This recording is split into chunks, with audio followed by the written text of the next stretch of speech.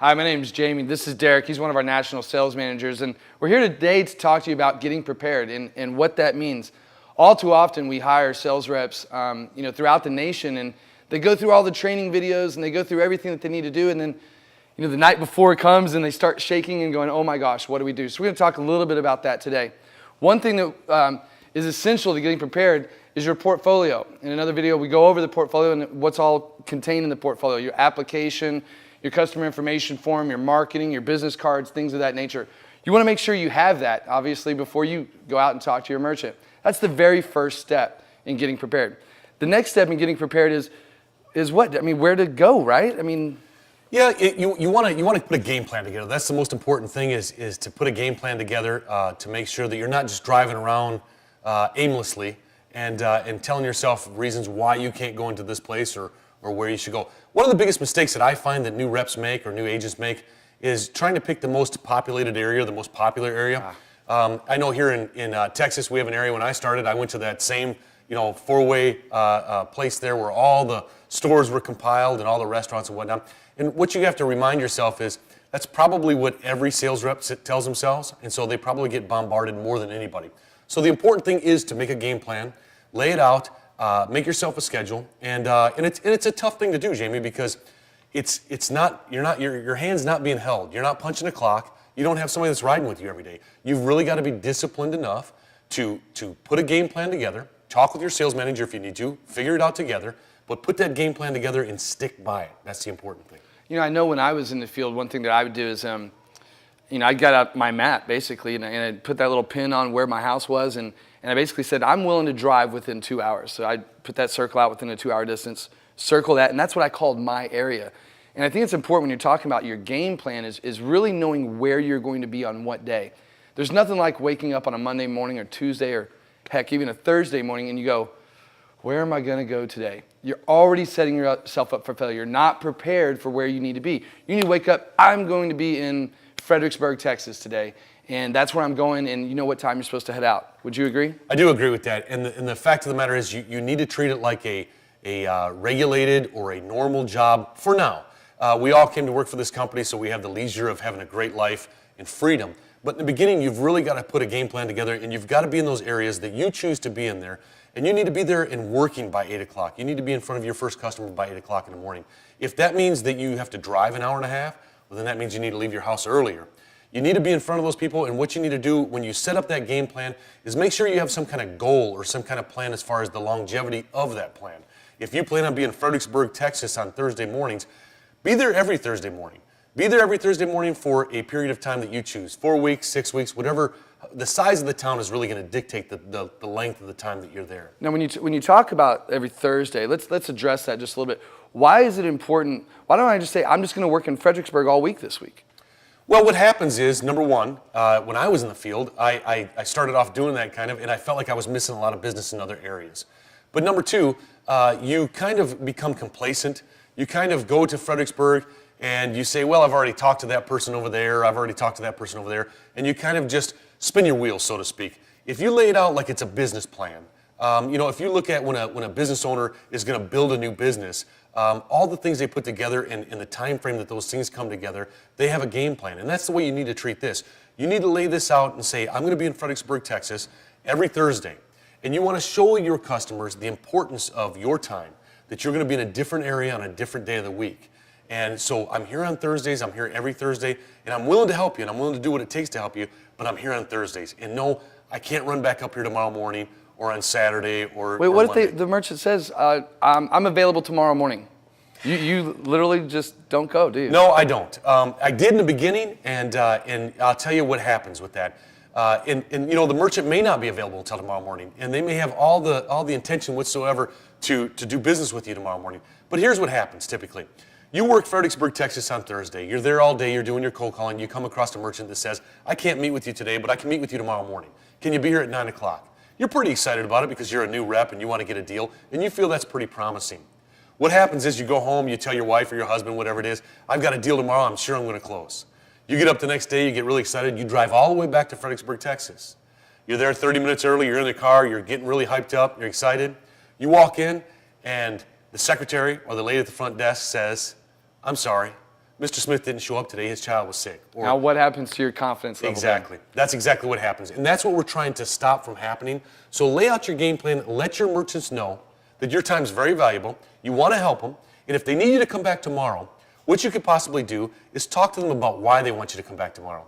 If they just don't have their statement there today, have them fax it or email it to you. Tell them you'll be back in the area on next Thursday, and you'd like to set an appointment for the same time that you're there right now, and come back with the presentation. So the first 2 points of this getting prepared, all of this is about confidence. It's all about building your confidence before you go out there and you visit this merchant. So let's make sure we know we're talking about confidence. Is having all the paperwork, having all the documentation ready for you. Having a clear schedule as to the different cities necessarily, right? Different Correct. cities or different areas of town that you're going to be in on any given week, and don't get a lot of windshield time. Those are the first two steps you got to do in getting prepared. I think so. Do you agree? One of the things that I find with a lot of new reps is I'll call them as a manager, and I'll call on a Monday morning, and I'll say, hey, how are things going? Well, I'm still at my house. I'm getting things prepared. My wife has a dentist appointment at 2 o'clock, and I want to take her. And the area I was going to work in was way down the road or something. I didn't want to come back. You need to prep for those kind of things, just as you would if you worked at a business that you punched a clock from 9 to 5. You need to lay that kind of stuff out because it is going to build your confidence because it's going to create success. And you don't want to lay there in bed on Sunday night. I've done it so many times where you lay there in bed on Sunday night and you think, where am I going to go tomorrow? What am I going to do? I don't have a game plan. Well, you know what I need to do? I need to do some of that paperwork. I'll just stay around the house and get that taken care of. And that starts creating failure. Yep. And you don't want that to happen. So the next step, so we've got our schedule, we've got our paperwork, we know where we're going, we've got a plan. Well, I mean, here I am. I'm in a sweater and jeans, and you're in a bank card group shirt with slacks on. What do I wear? Where's my shirt? Where are my slacks? Do I wear a suit? I mean, the most important thing that I have found, and I've sold in a lot of places around the country. The most important thing that I find is you have to be comfortable. Number one, when you're comfortable, your self-esteem is going to be higher, your confidence is going to be higher, and you're going to be more successful. But number two, which is what I believe is the most important, is that you have to make your merchants feel comfortable with your presence. So you don't want to walk into an auto mechanic being in a suit. You're going to make that business owner feel maybe underdressed and not as confident or have his self-esteem as high as it should be to talk to you face to face. You also don't want to walk into a doctor's office and speak to a doctor or an attorney's office and be in maybe a pair of shorts and a flip-flops or something of that nature. What I try to do is I try to dress the most universal. To me, a polo shirt and a pair of slacks, I can walk into any type of business I want to.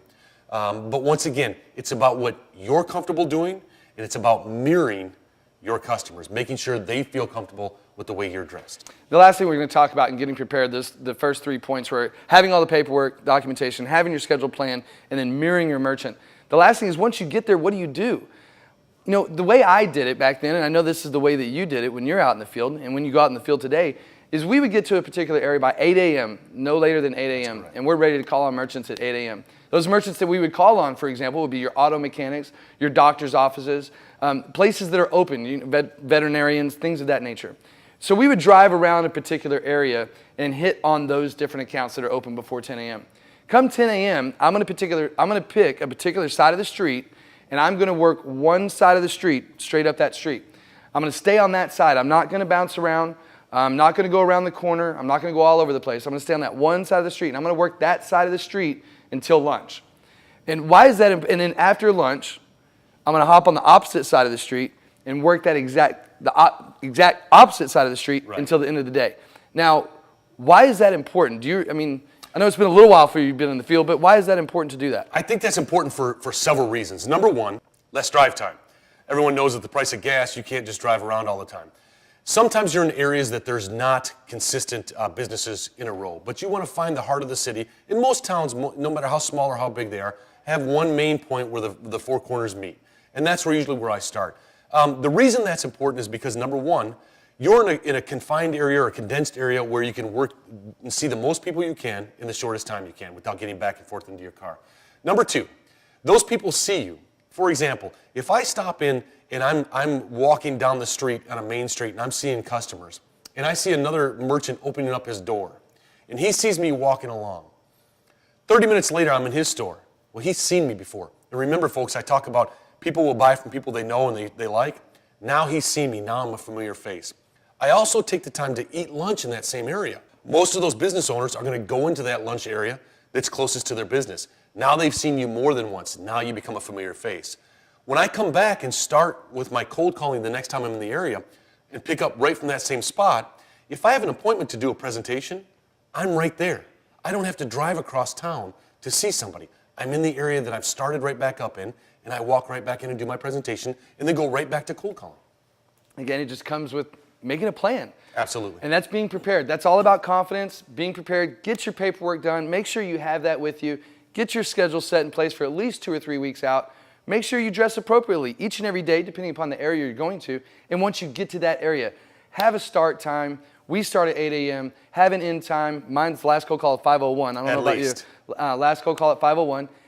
And just do what we say to do. And I promise you, you will make a ton of money at the Bank Card Group. Absolutely.